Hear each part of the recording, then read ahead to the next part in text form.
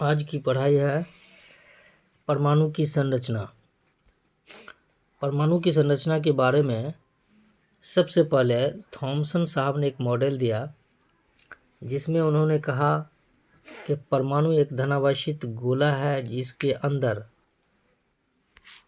अंदर electrons embedded होते हैं, तरबूज के बीज की तरह बीच बीच में, या फिर हलवा के प्लेट में काजू को सजाया जाता है, इसके तरह परमाणु की संरचना होती है। और total positive charge equal to total negative charge होता है, इसलिए एटम इज न्यूट्रल। लेकिन इनके बाद रदरफोर्ड साहब आए, उन्होंने अपना मॉडल दिया और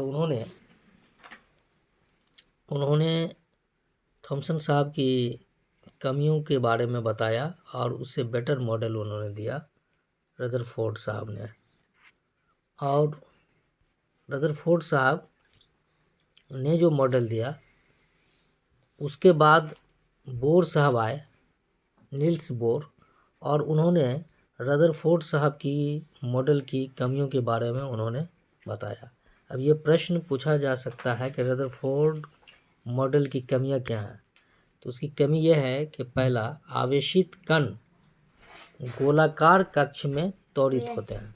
ये जो गोलाकार कक्ष है, इसमें कण जो है, आवेशित कण इलेक्ट्रॉन, वो क्या होता है, त्वरित होता है। वह वृत्ताकार कक्ष पर वो घूमता है, तो उसके अंदर जो मोशन है वो त्वरण हुआ और ऊर्जा का विकिरण होता है। ये उनकी दो कमियां थीं।